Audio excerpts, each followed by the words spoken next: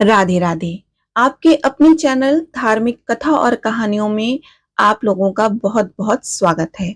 कैसे हैं आप सब? आशा करती हूँ आप और आपका परिवार कुशल मंगल रहे और स्वस्थ रहे। श्री हरि विष्णु और माता लक्ष्मी की कृपा आप और आपके परिवार पर सदैव बनी रहे।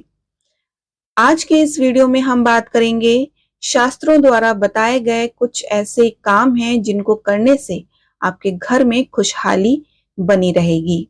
हमारे शास्त्रों में कई ऐसे काम बताए गए हैं जिनका पालन यदि किसी परिवार में किया जाए तो वो परिवार पीढ़ियों तक खुशहाल बना रहता है। तो आइए जानते हैं कि शास्त्रों में ऐसे कौन से 9 काम बताए गए हैं जिससे आपका घर परिवार खुशहाल बना रहे।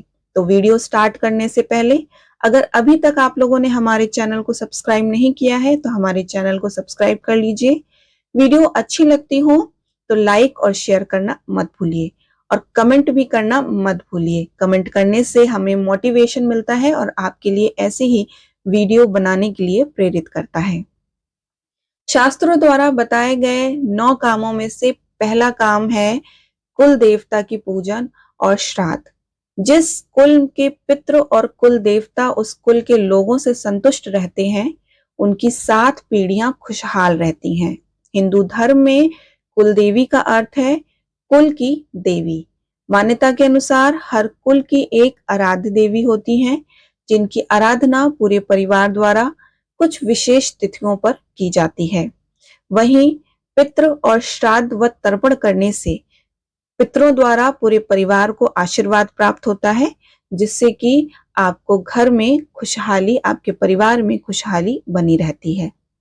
शास्त्रों द्वारा बताया गया दूसरा काम, जिस घर में किचन में खाना बिना चखे भगवान को अर्पित किया जाता है उस घर में कभी भी अन्न और धन की कमी नहीं रहती। इसलिए यदि आप चाहते हैं कि आपके घर में हमेशा लक्ष्मी मेहरबान रहे तो इस बात का विशेष ध्यान रखें कि किचन में जूठन ना रखें और खाना भगवान को अर्पित करने के बाद ही उसे जूठा करें। साथ ही घर में किसी तरह की गंदगी, जाले आदि ना रखें, इसका भी आप विशेष ख्याल रखें। जिस घर में जूठन व गंदगी रहती है उस घर में दरिद्रता का वास होता है। तो घर में जूठन ना रखें और गंदगी ना फैलाएं। घर साफ सुथरा रखें जिससे आपके घर में लक्ष्मी का आगमन होगा और घर परिवार आपका खुशहाल रहेगा। शास्त्रों द्वारा बताया गया तीसरा काम जो कि आपके परिवार को खुशहाली ला सकता है, इन 5 लोगों में से किसी एक को जरूर भोजन कराएं। खाना बनाते समय पहली रोटी गाय को निकालें और आखिरी रोटी कुत्ते को जरूर निकालें। मछली को आटा खिलाएं, पक्षियों को दाना डालें और चींटियों को चीनी व आटा जरूर खिलाएं। जब भी मौका मिले या कोई भी पुण्यतिथि हो या बर्थडे हो आपका या कोई भी महीने में कोई भी तिथि हो जिसको आपको लगता हो कि हाँ हम इस दिन जा करके इन 5 को खाना खिला सकते हैं, रोजाना करना चाहें रोजाना आप गाय को रोटी दे सकते हैं, कुत्ते को रोटी दे सकते हैं। नहीं तो अपनी छत पे जा करके एक कोने में चीनी और आटा रख के आइए, रोजाना चींटियां उसे खाएंगी।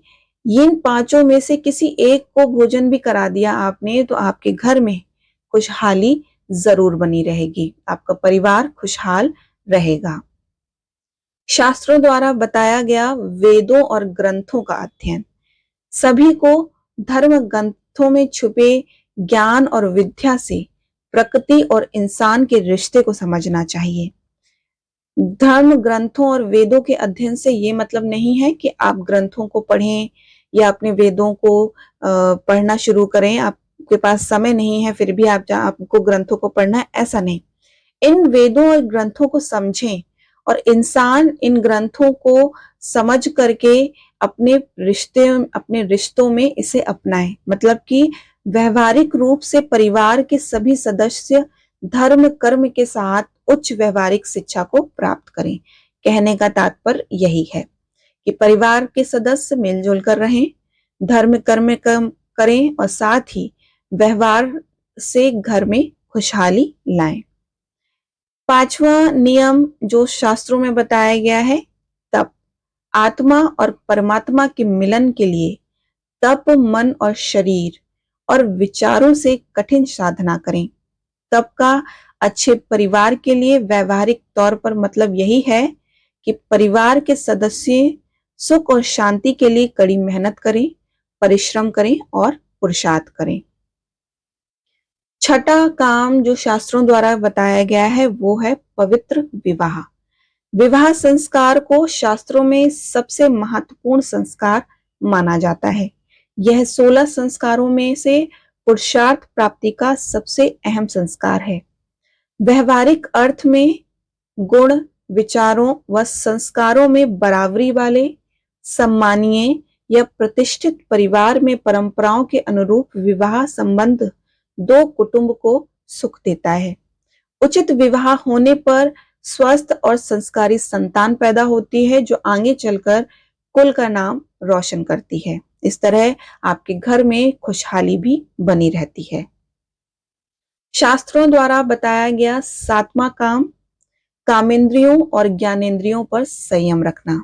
इसका मतलब है कि परिवार के सदस्य शौक मौज में इतना न डूब जाएं कि अपने कर्तव्यों और अपनी जिम्मेदारियों को भूलने से परिवार के दुख और कष्टों में घिर जाएं। मतलब कि परिवार के सदस्य अपने जो कर्तव्य हैं, जो जिम्मेदारियां हैं, सबसे पहले उनका निर्वाह कीजिए, उसके बाद बाकी के काम कीजिए।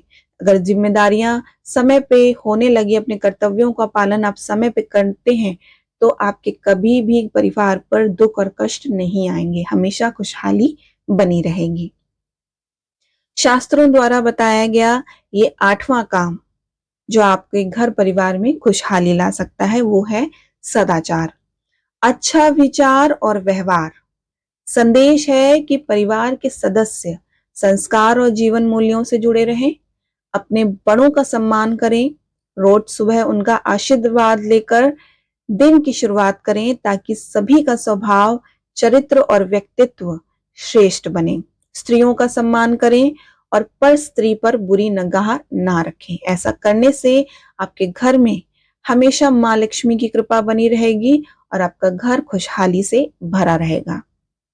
नवा काम जो शास्त्रों द्वारा बताया गया है वो है अन्नदान। दान धर्म पालन के लिए अहम माना गया है, खास तौर पर जब भूखों को अनाज और दान धार्मिक नजरिए से बहुत पुण्यदायी होता है। संकेत है कि सक्षम होने पर ब्राह्मण गरीबों को भोजन या अन्नदान से मिले पुण्य सदृश ही दोषों का नाश कर परिवार को संकट से बचाते हैं। दान करने से सिर्फ एक पीढ़ी ही नहीं, आपकी 7 पीढ़ियों का कल्याण होता है। तो अगर आप सक्षम हैं, आप ब्राह्मणों को भोजन कराएं। जैसे आपका सामर्थ्य है, आप उस हिसाब से आप अन्नदान कर सकते हैं। आपके पास अगर अधिक धन है तो आप भंडारा करा सकते हैं या आप गरीबों को दान कर सकते हैं। अगर आपका सामर्थ्य नहीं है तो आप केवल एक ब्राह्मणों को ये भोजन करा दें। आप एक ब्राह्मण को भोजन नहीं करा सकते तो आप किसी गरीब, आपके आसपास कोई गरीब हो या आपको कोई भी गरीब दिख रहा हो, आपको अपने सामर्थ्य के हिसाब से उसको अन्नदान कर सकते हैं। ये जो दान होता है वो आपकी एक पीढ़ी नहीं, आपकी 7 पीढ़ियों का कल्याण करता है और आपके घर परिवार में खुशहाली रहता है।